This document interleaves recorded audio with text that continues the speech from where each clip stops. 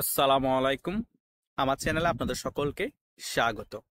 আপনারাই নিজেরাই বলেন যে মূর্তি তৈরি করা, ভাস্কর্য তৈরি করা ইসলামে হারাম, কিন্তু আপনাদের বেলায় যখন চলে আসে তখন সেটা আরাম, সেটা হালাল হয়ে যায়।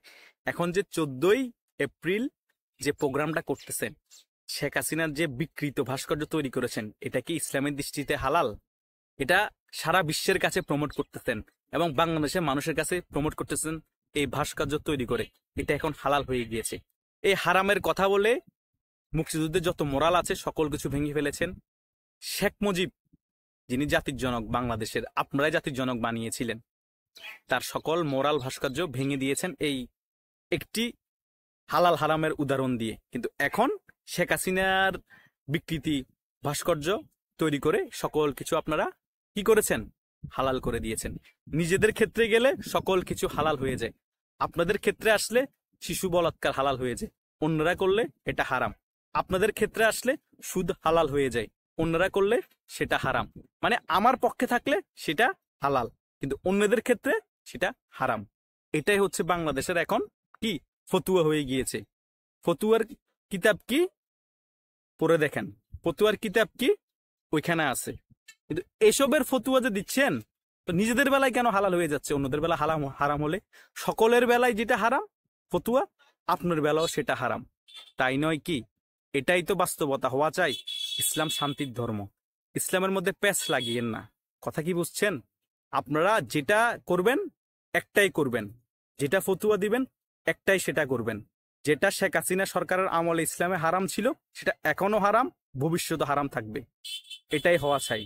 কারণ কোরআন শরীফ নাজিল হওয়ার পরে এখনো পর্যন্ত কোনো পরিবর্তন হয়নি এবং দুনিয়া ধ্বংসের আগ পর্যন্ত পরিবর্তন হবে না। এক কথাই থাকতে হবে আপনাদেরকে, কারণ আপনাদেরকে আমরা আইডল মানি। আপনাদের কাছ থেকে আমাদের অনেক কিছু শিখার আছে, কিন্তু আপনারা হিংসাত্মক মনোভাব যখন দেখাবেন একজন মানুষের উপর, তিনি যতই খারাপ হোক, এটা কিন্তু কাম্য না। শেখ হাসিনা অনেক খারাপ ধরে নিলাম, একদম নিকৃষ্টতম মানুষ, কিন্তু তার অবয়ব তৈরি করে, বিকৃতি তৈরি করে জনগণের সম্মুখে আনাটা ইসলাম কখনো আমাদেরকে সমর্থন করে না।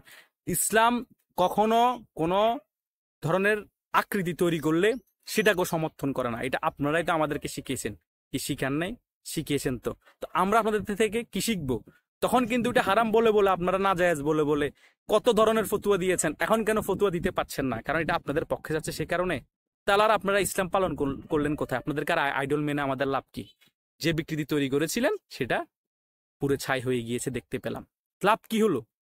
এদিকে ডাস্টবিন বানিয়েছিলেন বিকৃতি তৈরি করে, ছবি দিয়ে। করেননি? করেছেন তো। এগুলো আমাদের আগের আগামীর প্রজন্মকে শিখাচ্ছেন? কি শিক্ষা দিচ্ছেন? আগামীর প্রজন্ম কি শিখছে? ক্ষমতা যখন পট পরিবর্তন হবে, তখন আবার আওয়ামী লীগের জেন জেড বলেন বা আওয়ামী লীগের তরুণ প্রজন্ম সেম কাজটা করবো। তো তরুণদেরকে ভালো কাজ শিখিয়েছেন? শিখেন নাই তো। বাংলাদেশে দুটাই দলই ক্ষমতায় আসবে, এটা সবাই জানে। হয়তো বিএনপি 20 বছর থাকলো, 20 বছর পর তো আবার আওয়ামী লীগ আসবে। বা বিএনপি 10 বছর থাকলো, বা এরপর তো আবার আওয়ামী লীগ আসবে। আওয়ামী লীগ 16 বছর ক্ষমতা থাকার পরও চিন্তা করে না আওয়ামী লীগ এভাবে পতন হবে? হয়েছে তো। আওয়ামী লীগ বলেছিল 2041 পর্যন্ত থাকবে, পেরেছে? পারেনি তো। তো আপনারাও বলবেন আওয়ামী লীগের জীবনে ক্ষমতায় আসবে না, আওয়ামী লীগের উচ্চারণ করতে আপনার 10 বছর সময় লাগবে। তো এটা তো বলার ক্ষেত্রে রাজনীতি অনেক কিছু বলা হয়, কিন্তু আদৌ কি সেগুলো ঘটে? ঘটে না তো। ওবায়দুল কাদের কি বলেছেন? আমরা পালাই না। আর আমরা পালাইলেও কার ঘরে উঠবো? মির্জা ফখরুলের ঘরে উঠবো। সে ওবায়দুল কাদের আজকে কোথায়? শেখ হাসিনাও বলেছিলেন না শেখের বেটি পালাই না?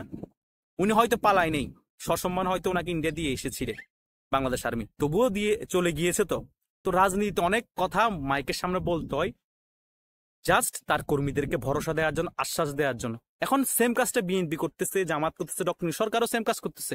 আওয়ামী লীগ কখনো ক্ষমতায় আসবে না, আওয়ামী লীগকে নিষিদ্ধ করা হবে, আওয়ামী লীগকে নিশ্চিহ্ন করে দেওয়া হবে, এই করা হবে, সেই করা হবে। এটা হ্যাঁ খাবে, অনেকদিন খাবে, অস্বীকার আর কিছু নেই, এভাবে বলে বলে খেয়ে যাবে। কিন্তু সেম ভাবে এই কাজগুলো করার কারণে আওয়ামী লীগের যে পরিণতি হয়েছে, সেম ক্যাটাগরিতে যে সরকার আসবে তারা এই কাজগুলো আওয়ামী লীগের মতো করলে তার 10 গুণ খারাপ পরিণত হবে। কারণ আমাদেরকে তো দেখিয়ে দিয়েছে যে কিভাবে করে পুলিশকে মারতে হয়, থানা জ্বালিয়ে পুড়ে ছাই করে দিতে হয়, কিভাবে করে তার ফ্যামিলিকে না পেলে তার ছেলেকে ধরে নিয়ে যেতে হয়, কিভাবে করে মানুষের ঘর বাড়ি লুটপাট করতে হয়। এগুলো তো আমরা আগে কখনো দেখি নেই রাজনীতি সংস্কৃতিতে। নতুন করে এগুলা যোগ করেছে না? কারা যোগ করেছে? আমাদের দেশের রাজনীতিবিদরাই তো যোগ করেছে। তো এগুলো কাজের জন্য ক্ষতি হয়েছে, রাজনীতিবিদদের জন্য ক্ষতি হয়েছে। তাই এইসব থেকে আমাদের যতটুকু দূরে থাকা দরকার ছিল, দূরে থাকাই শ্রেয় ছিল, তাহলে বাংলাদেশের আগামীর রাজনীতি অনেক উজ্জ্বল হতো। কিন্তু আমরা যে দৃষ্টান্ত স্থাপন করেছি সেটা বাংলাদেশের রাজনীতির জন্য সামনের দিকে মোটেও ভালো না। এটাই হচ্ছে বাস্তব পরিস্থিতি বাংলাদেশের। এই পরিস্থিতি থেকে আমাদের উত্তোলন কেউ ঘটাতে পারেনি, আর পারবেও না, কারণ বাংলাদেশের মানুষ আসলে হুজুটি। এই জন্যই তো বাংলাদেশের রাজনীতি নষ্ট বলা হয়। বাংলাদেশের রাজনীতি কেউ আসতে চায় না, ভালো মানুষ কেন আসতে চাইবে? এইরকম যদি আমাদের দুদুল্যমান নীতি থাকে, দিনে এক কথা রাতে এক কথা। ধন্যবাদ সকল।